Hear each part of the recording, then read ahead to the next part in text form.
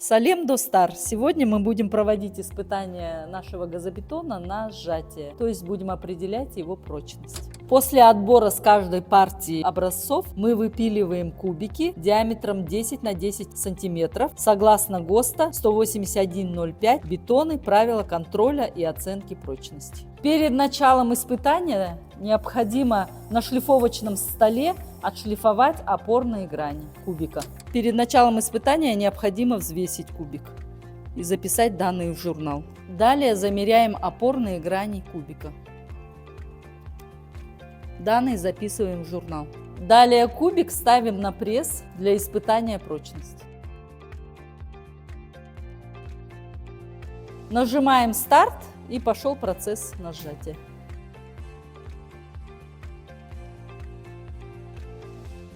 «36,5 килоньютонов» в пересчете показывают 39 килограмм сил на квадратный сантиметр, что соответствует классу прочности B2,5.